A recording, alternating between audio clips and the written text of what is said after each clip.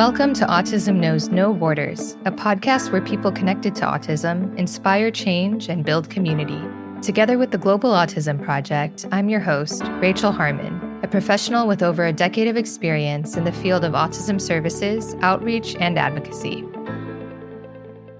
Have you ever had a difficult time securing a stable job? Do you find that accommodations just don't matter if you're not being treated respectfully?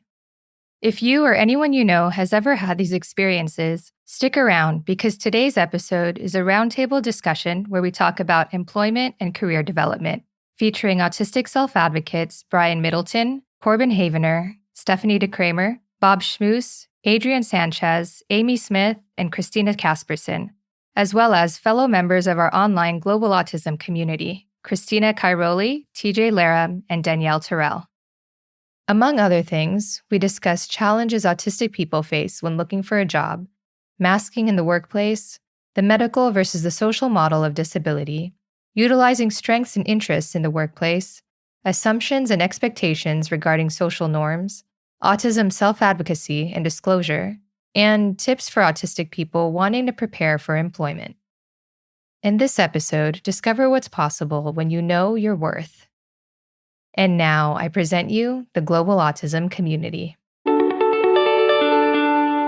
My name is Corben Havener. I am a self-advocate, currently working in a paraprofessional at a Fort Wayne, Indiana middle school as a special education assistant, and I am a Skill Corps Kenya alumni from October 2023.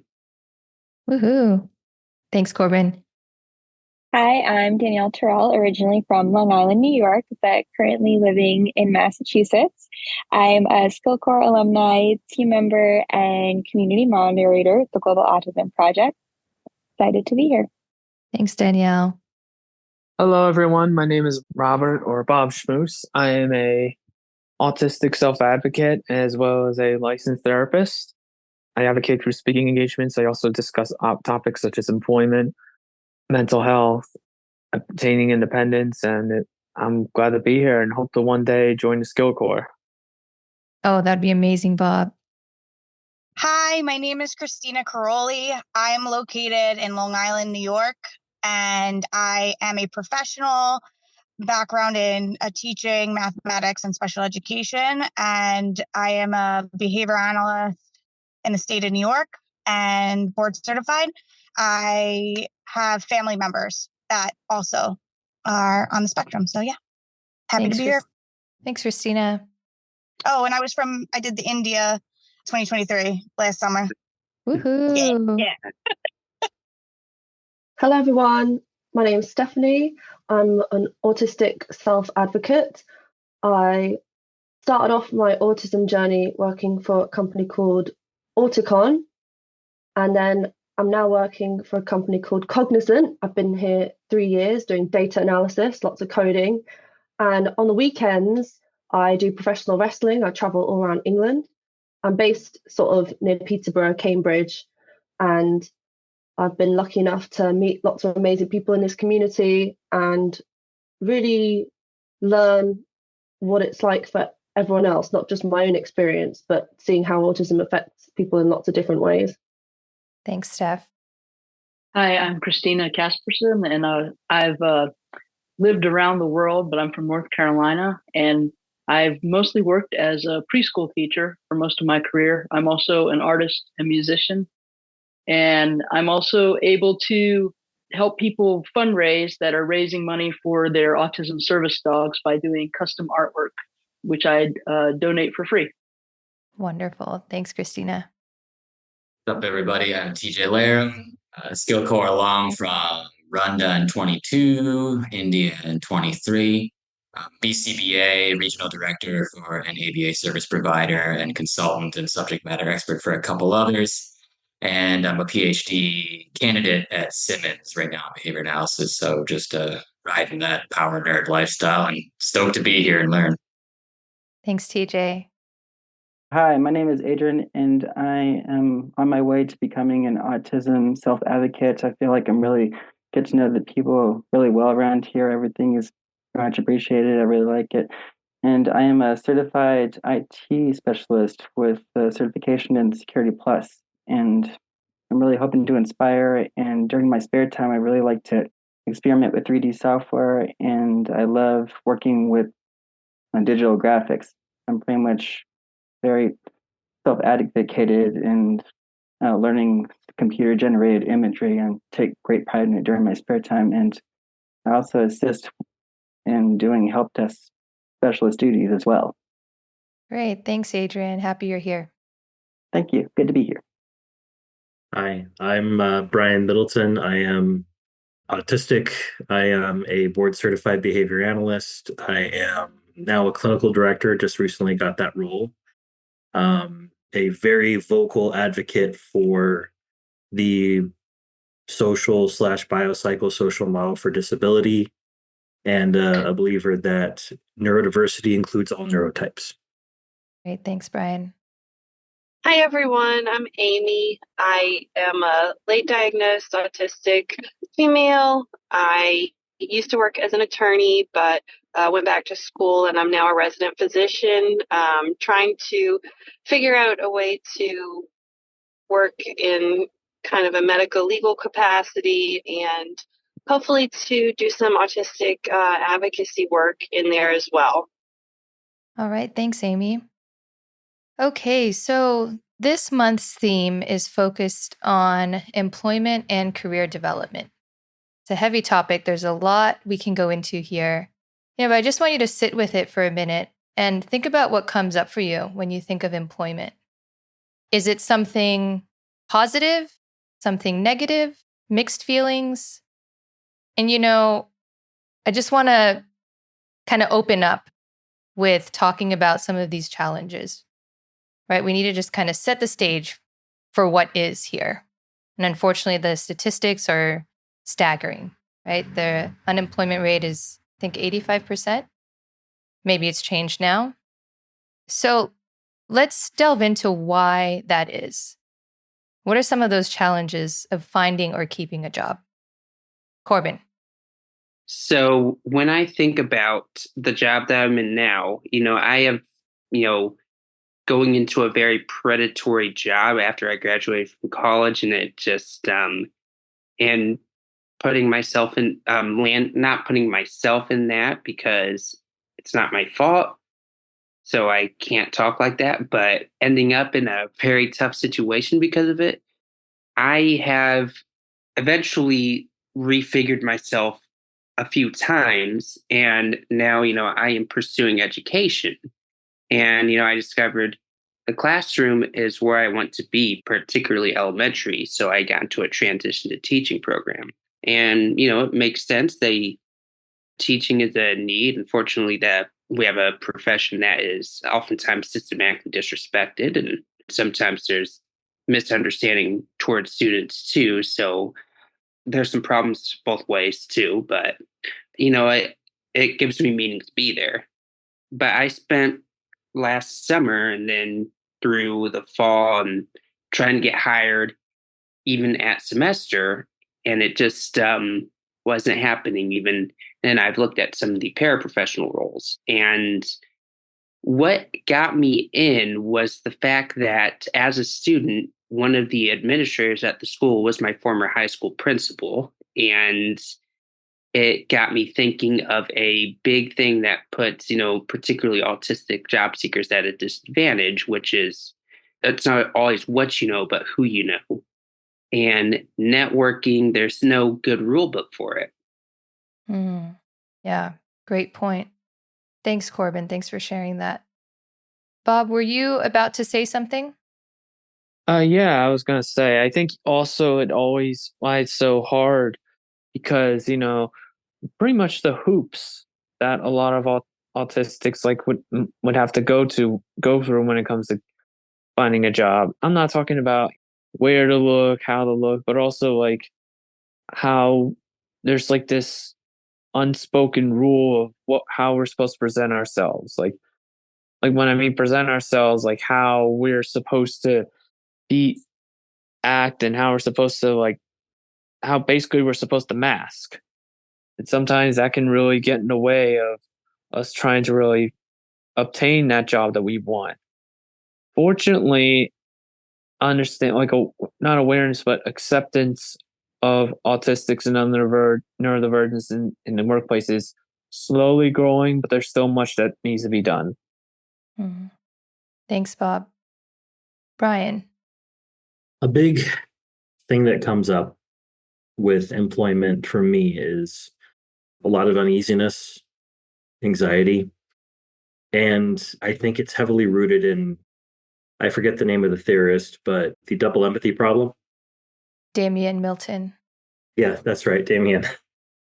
I'm terrible with names, but I'm great with remembering ideas. So, but basically, it's understanding that there's like differences in communication styles between autistics and non-autistic people. I think that should be expanded to include different cultural groups too. But like for purposes of this discussion, it's definitely autistics and non-autistics.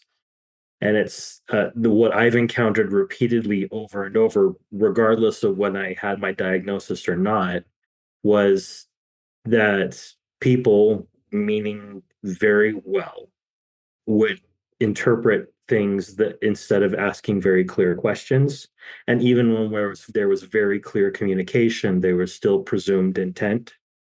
And it was an expectation that myself or those that I was advocating for, because there were multiple times where I would step in. I have a very strong sense of justice, probably why I keep getting in trouble.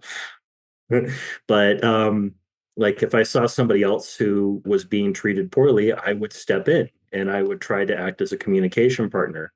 And very, very rarely did it turn out well.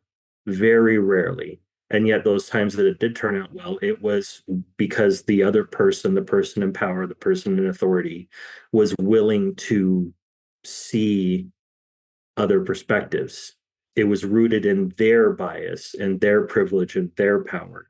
And as soon as they were able to take a step back from that and actually have empathy for the other person, then barriers crumbled. But every single time that things have gone south very quickly or even very slowly, it's been rooted in that person or people in authority expecting the autistic to conform rather than there being a back and forth. Something that does come up is not only when it comes to like the propensity of ability to have employment in today's lawless land of employment as far as what's expected, but when it comes down to profound like support needs, what then exists for someone to have, again, employment that would be attainable with respect to, again, their support needs. Like if there's someone who may struggle to engage in basic motor functions, how then can we as a society maybe cultivate a space where that person can contribute in a way that they may feel valued? I'm very curious to hear how this might, what people think about that. And also, this goes into disability theory, which I only started delving into in 2022, trying to understand it in more depth. And I think for purposes of object lesson, we'll use an object. Sorry, a little pun there. But imagine this can that I'm holding is a person. Now, the medical model for disability would say that if this can is disabled, then it's something inside of it that needs to be fixed. And then as soon as it's fixed, the can sit just fine, no problem. But the social, the human rights, and the biopsychosocial model for disability, I prefer biopsychosocial because it's a little bit more flexible. The point that they make is that disability does not reside within within the person. It resides within the interaction between the person and the environment. So if I place this can down on this desktop right here, hopefully you can see, yep, there you go, you can see it. It's not disabled, but as soon as I place it on top of this rock, okay, it may not be disabled by this, but what if I place it like this? Oh, it's the interaction between the environment and the individual. And a lot of times when we look at disability, we look at it from the perspective of it's something wrong with the person instead of it being the interaction between the person and the environment. Perhaps the best example of this would be if all of us, I'm presuming the people who are off screen are sighted people, if all of us were placed in a pitch black room and we didn't have a chance to see what the room looked like, that we would not be able to navigate out. We would be disabled by that environment. But a blind person who's lived their entire life without sight and knows how to navigate would not be disabled by the absence of light. Disability has to do with where we are and how we interact within the environment. And then, of course, from the biopsychosocial model of disability, when we're looking at the environment and we're trying to identify how we as a species interact with each other, then we can remove disability. Now, does that mean that some people have limitations? Sure, of course. It's a natural. It's something that happens. Like I can taste certain things that other people can't. Other people can see things that I can't see because I have some vision issues. I'm partially deaf. But it's one of these things where instead of looking at it as there's something inherently wrong with the person that needs to be fixed, it's more like we look at the environment as a whole. And neurodiversity, the idea is the term is synonymous or AKA-ish kind of with biodiversity. So like a biodiverse environment has multiple types of species and plants and things. Well, neurodiversity is there's multiple types of neurotypes. And when we have a biodiverse or neurodiverse environment, then we're able to solve problems more effectively, collaborate more effectively, contribute. A lot of times people think about productivity and like, is someone producing? And I'd like to propose that instead of looking at productivity, if we shift it to contribution to our community, instead of produce, it's about how do we create community where we contribute together. Then what that does is that moves us back towards how our species actually initially evolved, which is in communal, collaborative, community-oriented things. And that disability is created by how we respond to the needs of the people around us. Great. Thank you so much, Brian. I think it really helps to frame things from that biosocial model to really look at the person as a whole. Okay, Amy. I was going to add, I definitely think what he just said was accurate about the employment being difficult for the social aspect. There's unwritten workplace rules and things that I think, at least I can only speak for myself as a late diagnosed person, but before my diagnosis, just hard to kind of figure out, who's your friends at work and who aren't your friends and what you can share, what you shouldn't share. And that kind of stuff takes repetition and, eventually you can figure it out. But I think I wouldn't be surprised if that also causes trouble for other people with ASD. But the other thing I wanted to bring up was I've heard other autistic people describe themselves as late bloomers, and I definitely identify with that myself. I think that kind of affected employment, job situations. I guess not knowing the difference between like what I thought I wanted in a job and what I needed in a job, or what types of jobs were best for me. And I did know that certain jobs or times in certain jobs were much better for me than others. For instance, when I worked, it was like a 1099, a contract employee for a while, and I had a lot of flexibility with that job. I could work from home. Sometimes I could work out of coffee shops here and there, but I also had an office to go to collaborate with people when I needed to. And I understand now why that was such a beneficial working situation for me. But I think not understanding or not knowing that you have ASD, but then also just not understanding yourself enough to kind of know intuitively like what you need or why those things were better than other jobs, I think hindered me from figuring it out until later. And I'm very glad to kind of understand it better now because it can make better job decisions going forward. But I'm sure that also probably plays into it for other autistic individuals. Yeah, absolutely. Because then there's the question of disclosure too, right? Like if you are not even aware that you're autistic, how can you advocate for your needs?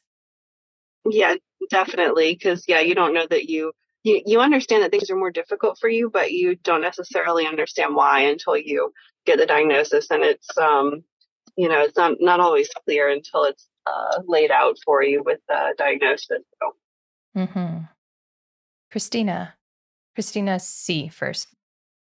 Thank you, Brian and Amy, for sharing. And I look forward to Corben and Christina K as they put their input in as well on this topic. I heard a few things in Brian's share that rang a few bells in relation to how I have perceived work. And when I did my thesis many moons ago in establishing communication and social skills with neurodiverse population, with starting at the family unit, siblings and such. And what my findings showed was that my clients were ready for the world. The world was not ready for the clients.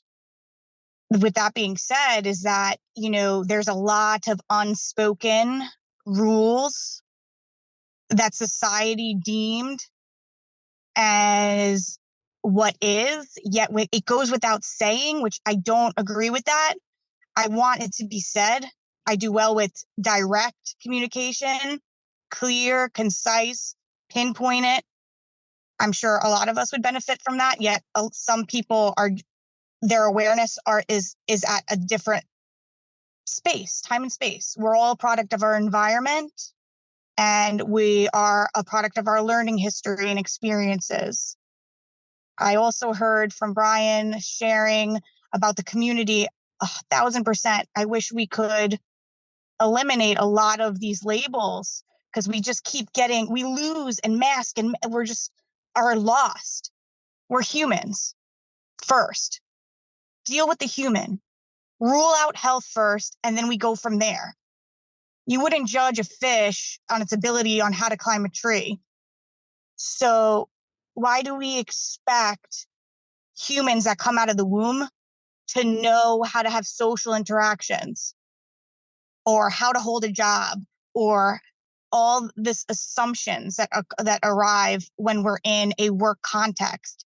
We went to school to learn things, yet now we have to find a job without a rule book about all of these new norms and boundaries and sharing, which I heard from Amy as well. That's something I've struggled with. And boy, that's a tough, corner to turn and a page to turn. And it's usually a lesson you have to learn on your own, unfortunately. But is it? Can we be more direct and like create community where it's okay that we don't have to form these assumptions, that people just naturally gain this ability and knowledge through their environment? How would they if you're not directly training it or talking about it?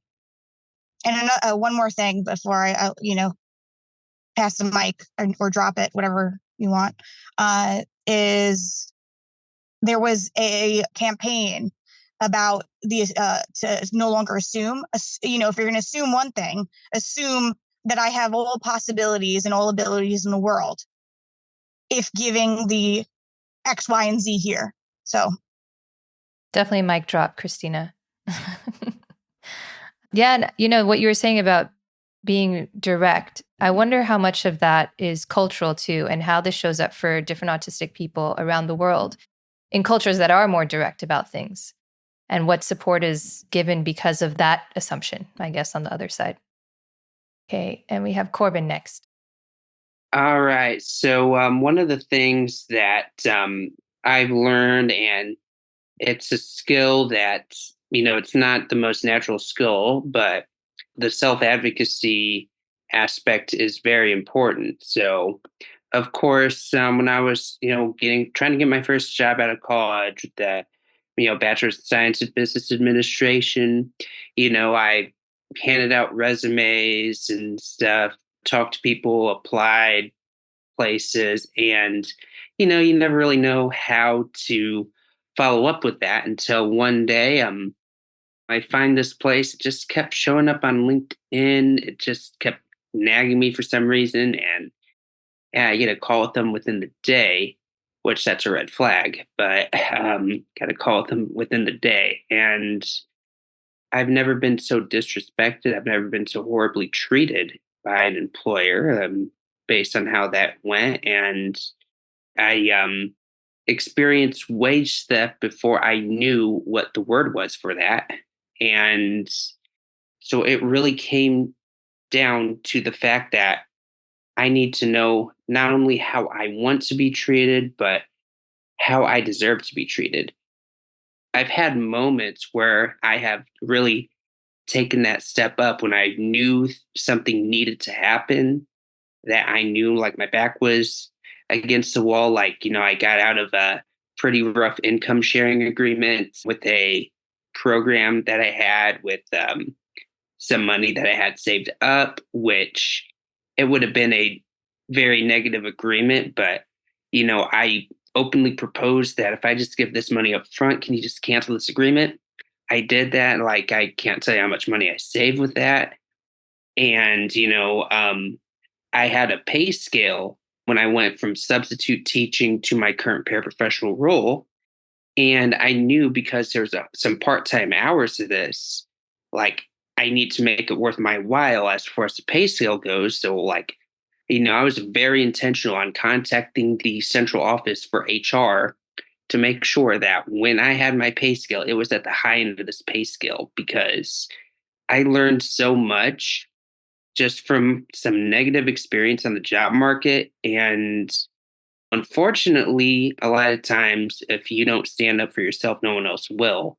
The exception, of course, is, when I was with the union, like I personally recommend unions because it is hard to advocate for those pay raises, to advocate for those benefits.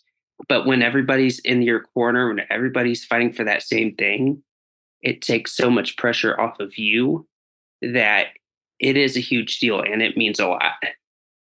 Yeah, it's great to have a team when fighting for those things. Hello, Rachel here. Would you like to share your own perspectives by participating in roundtables like this one?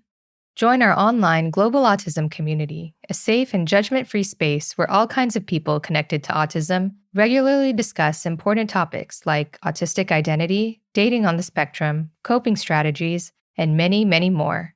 We'd love to see you there at community.globalautismproject.org.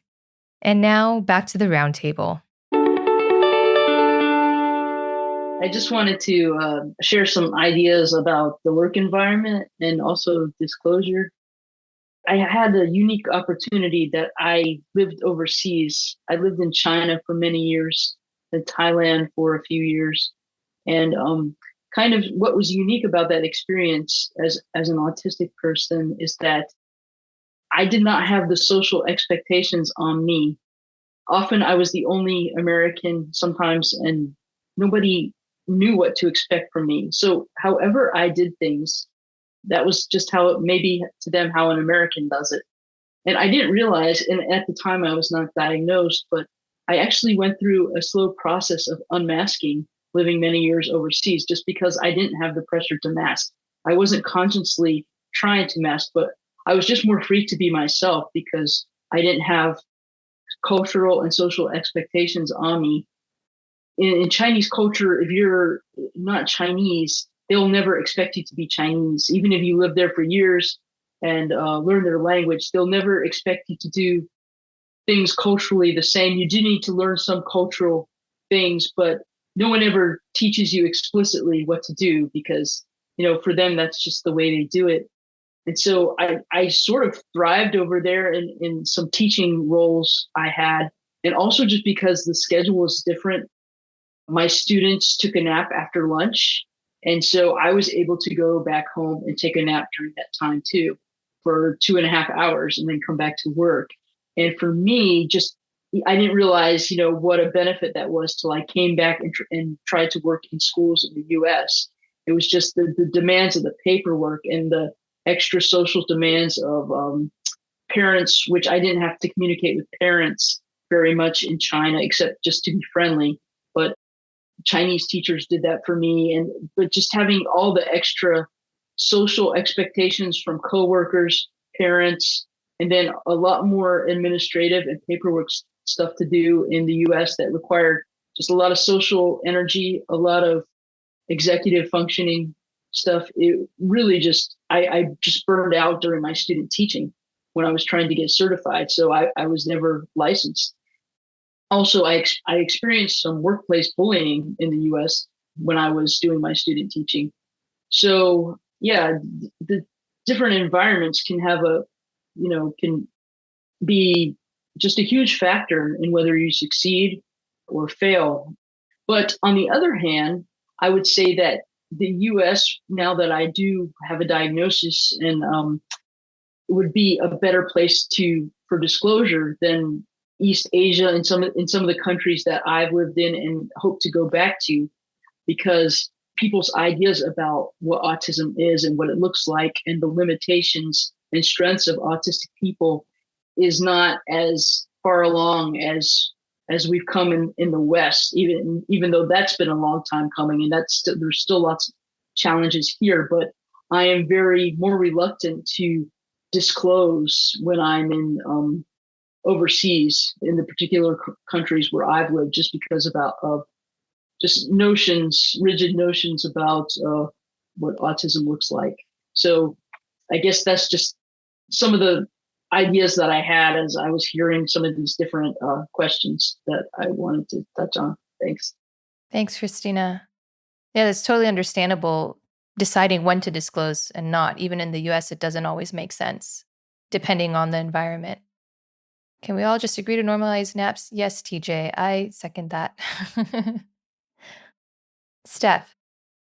Hey, so yeah, I was really enjoying listening to everyone. Brian, I definitely understood what you said about getting that sense of justice, which can be seen as butting in and overstepping. I've definitely made that mistake where I think I'm actually helping the situation, but I'm not. So I just wanted to echo that. Amy, you took all the words out of my mouth, pretty much word for word.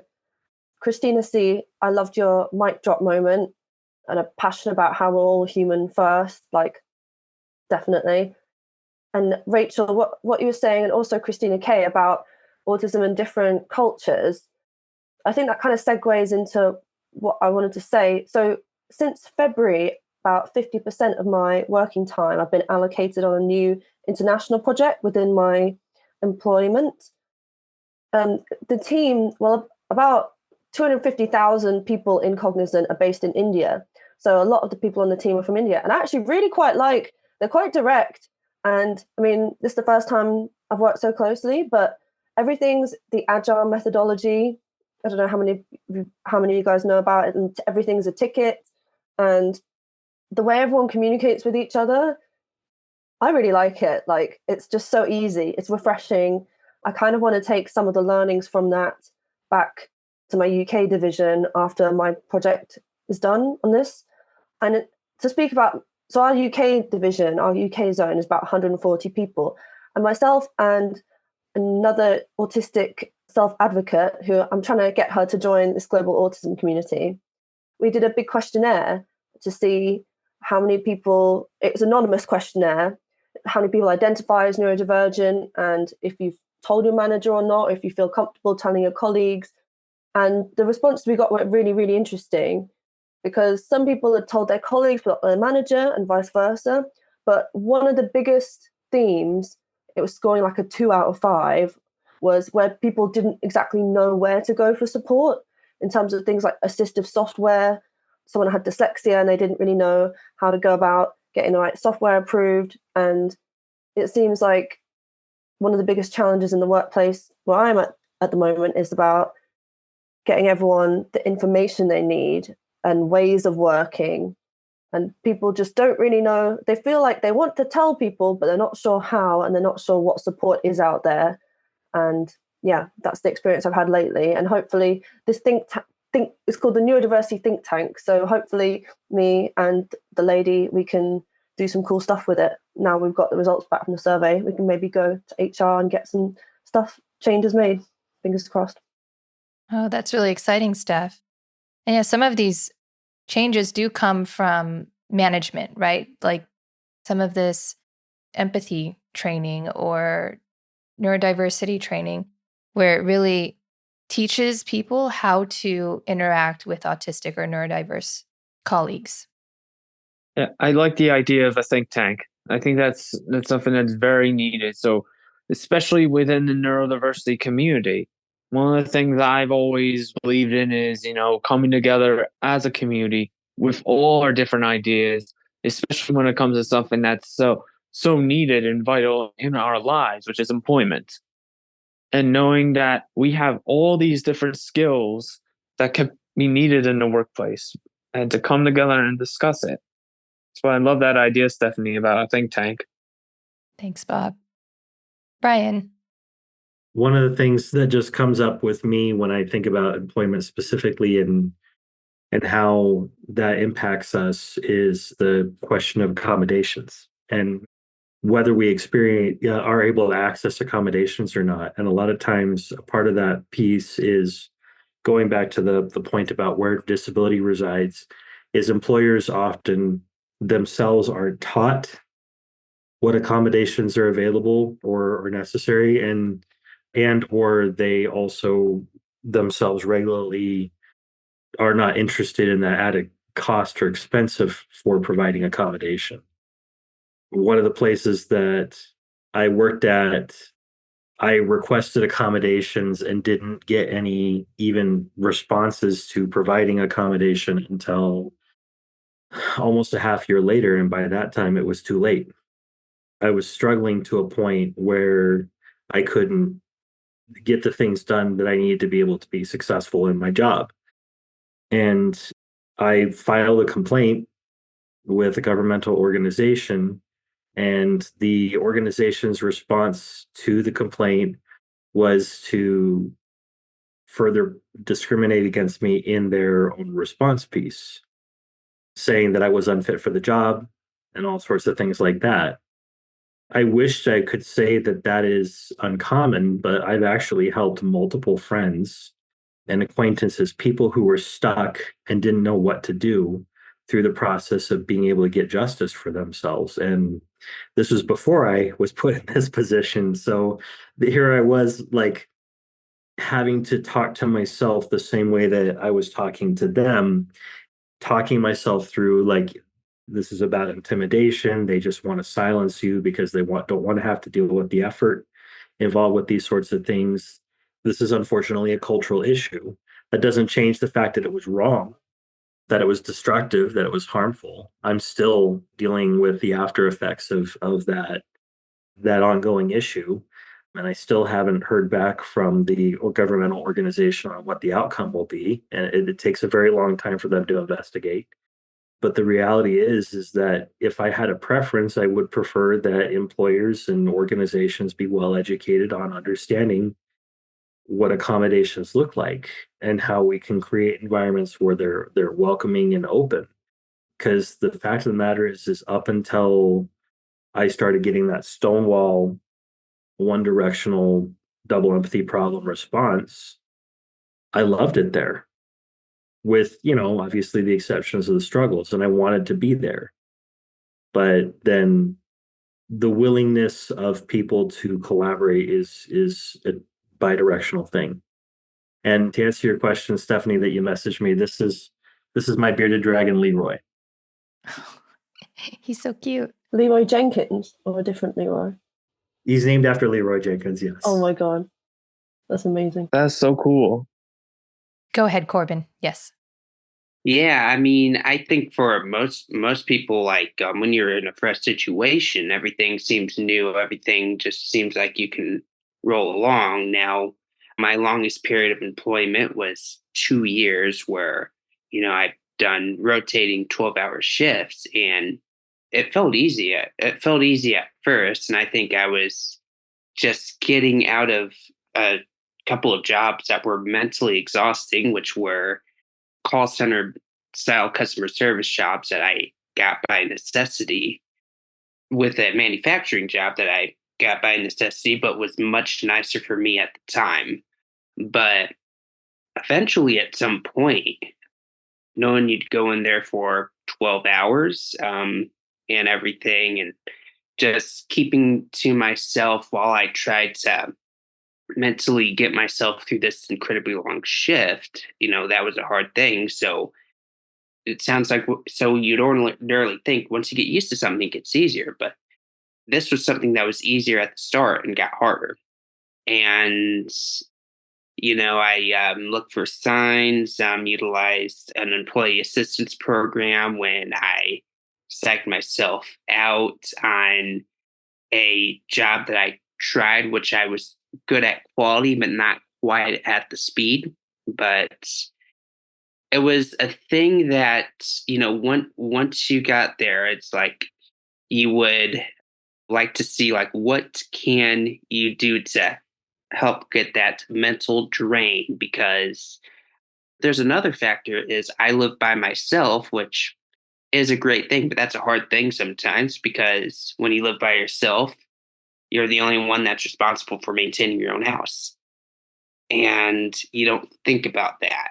So now you've got the mental drain of this job, and then you've got to maintain your life. You start to think, how long does it take to shower? Or how long is it going to take you to sweep up that kitchen or all that stuff? But I also want to segue here because it's a thought I had in my mind. And I see Adrian is raising his hand. I have seen so many programs that claim to focus on helping autistic people gain employment. And the job that Adrian described himself in is the stereotype. And I'm just curious to know does Adrian feel like a stereotype? Does he feel pigeonholed or anything? Because I've never quite been a tech guy, but obviously that is a field that Adrian is in. So that would be interesting to know. Adrian? Hi.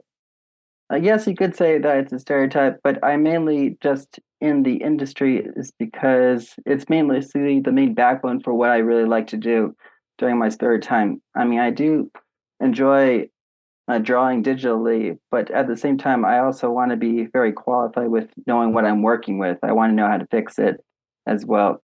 But I wouldn't say that it's IT related stuff is the thing that I would put at the top of my list as the main passion, although I do very love helping people out where it comes to trying to troubleshoot and stuff, and I value it as a career, especially since it's a high valued skill based in my hometown and I'm able to use it anywhere I go. Another thing that I would like to say is that when it comes to getting a good career opportunity, it's very important that you emphasize your strengths and feel comfortable with who you are deep down inside, because if you feel constant peer pressure to try to be like everyone else, it's just going to cause you to worry more and more. So there is a balance between maintaining some good high-valued skills while at the same time just enjoy doing what you love during your spare time. And you can use that towards your job skills and feel comfortable with communicating with everyone else. And you don't have to sound like very high-techy and sophisticated. It's important to let your personality shine through. So as far as I can tell you, the IT industry is very commonplace, but you don't have to use that as your only source of your personality. Whatever talent you have, you can bring that to the table with any kind of employment that you have in the workplace. You shouldn't have to feel pressure with trying to be sophisticated and hide your atypical behavior. And from my experience, I feel like it's really helping me out with confidence. And I shouldn't have to feel ashamed for being on the spectrum for it. And other employers should really recognize it. So that's pretty much it. But anyway, I'm glad that we can all help raise awareness with trying to bring autism into the employment environment. Amazing. Thank you, Adrian. I love that. And that actually leads into our last topic here.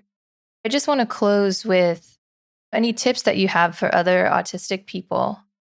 We've talked about burnout, accommodations, the job search itself, disclosure, all of these things that maybe can be challenging for some people. What's worked for you? And what would you like to encourage other people to do?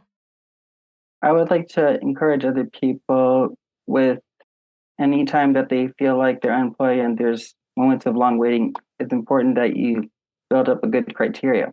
Whether it's doing drawing digitally or homemaking, you can build that as part of a good resume, as part of your experience. And if you build up everything you can, especially with peers and other net groups, especially if they're on the spectrum too, they'll very much help you with your profile.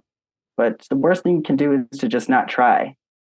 I mean, not trying just means that they're most likely not going to get picked, but you shouldn't feel like you have a handicap, whether it be autism or any other kind of disability, hold you back. But in my younger years, I was never led to autism being a major player and just thought it as a personality type. But as it turns out, it's really something that I've learned to look into over the past couple of years after being called out for it by my supervisors. And I feel like the more I looked into it, the more that I shouldn't feel like it should hold me back, and I shouldn't feel the constant pressure of trying to be like everyone else. Diversity is very important, and it should very much be looked at in every other type of career opportunity, as far as I can say. So just be comfortable with who you are and emphasize strengths. And if you ever feel embarrassed with anything about yourself, it's best to lead into it, but with a positive manner, and just smile at it, because everyone has something about themselves that they're ashamed of, but we should very much be happy that we're human beings. I mean, employers should really see that and not see it as a weakness. Yes, absolutely. Thank you, Adrian. And Brian. The first thing that I'd like to say is that the experiences that I have are definitely from a perspective of presenting male and being white. So my experiences are not going to be the same as somebody else's. You have to make sure that you're customizing to what your intersectionalities are. That being said, finding community as quickly as possible is really helpful. My personal experience is that if I disclose fairly early and engage in collaboration fairly early, that tends to create more opportunities for things to be worked through instead of waiting until things get worse, as opposed to just being quiet and not really saying anything. I also will encourage that regardless of how things are going, document. Even if it's an in-person conversation, you send an email following up saying, hey, per our conversation, this is what I got. Did you get that too? Is there anything I need to do? Right? That sort of thing. Because when there's documentation, it prevents that miscommunication piece and allows for better collaboration. And then if it turns out that the double empathy problem becomes a problem, then you have documentation to back up what you're doing, so that way you can get some justice, even if that justice maybe is post leaving that organization. Ideally, we wouldn't want to get there, because honestly, I think that a lot of us tend towards optimism of wanting to be a part of a community, wanting to belong. And that leads to my last piece of advice, and this is going to be a hard one for some people to hear, but work is not your family. You can be friendly with them, you can be friends with them even, but work is not your family. And if they start saying stuff like we're family, or if they start treating you in ways that are not good, then that's a sign that you need to get out, or at least you need to put some very clear boundaries in place. And that's hard, because we have a lifetime of experience of us being isolated, and then people are wanting us to do something, and we want to give to be able to be a part of the community. But work is not your family. Work is work. It can be a part of your community. You can be a part of a team, but you should always make sure that your boundaries are very firm and solid, so that way you're not taken advantage of. Yeah, that's a great tip. Yep, that is very important. I am I can't believe I didn't think to say that, but I am glad that it is said work is not your family. Toxic employers will use phrases like that to manipulate you. They will get you to work off the clock and do all that stuff with that type of phrase. So that is a manipulative phrase if you ever hear it. But I will say that you have got to know your worth, which is a hard thing because it's kind of hard to know if you're not landing that job right away because like people either don't contact you quickly or they say they will get back to you and they just completely ghost you because that happens all the time. But either way, if you know your worth, you will be able to draw that line in the sand that you will know how you will not tolerate being treated. One of the biggest fears that I had is, what if people see me as a job hopper? But I don't really care about that anymore. I'm not going to waste my time at a toxic workplace. I'm sorry. I'm not going to. I've been able to build a resume where my toxic work experience is a thing of the past and it's not even on there anymore. But it is important to me that I am not putting myself through a toxic work environment. I don't care if I was just at a place for a month or two. Yeah, know your worth. Great advice. I agree. I have to agree with him on that. Steph. So, well, Brian was absolutely right about documenting everything, not just from a defensive standpoint. It helps make sure you're on the same page. So it's like, oh, I've interpreted your ask this way, and then you say it back to them, and then they're like, oh, actually, no, I meant it this way. Is so helpful. Double-edged sword. It can also be helpful if you're in a defensive position. You have to defend yourself, but it's also helpful for just smoothing, like lubricating a greasy wheel. Like it just smooths all the interactions I've had. I wish someone told me that when I started work. Oh my god. And also what Brian was saying about work's not your family. The workplaces that have felt most like family have never said that, ironically. So it's like they don't need to say it.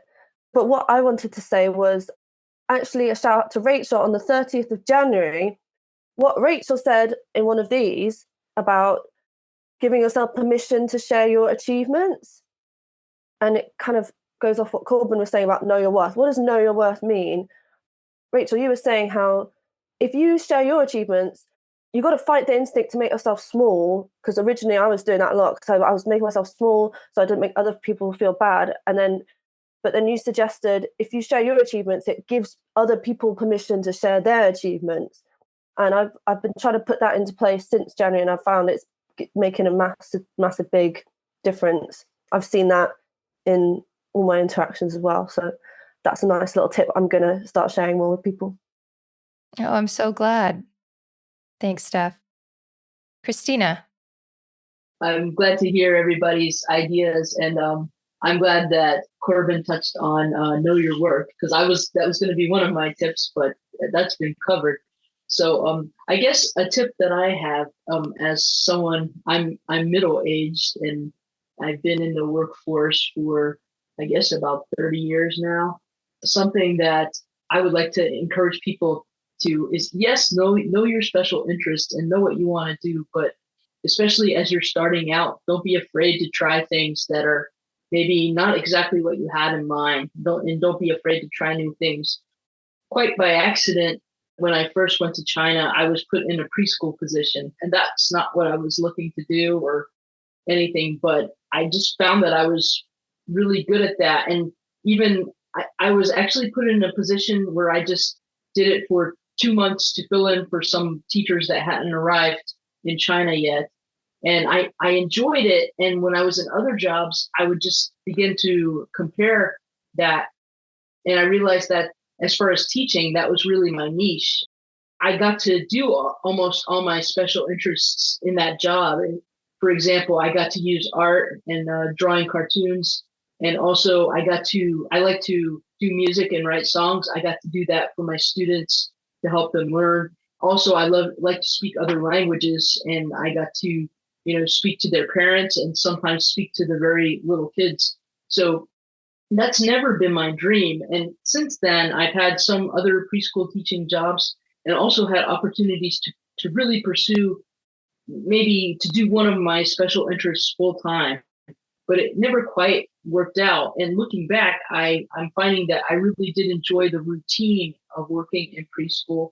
I needed some structure. I found out I wasn't great with managing my own time, keeping myself accountable.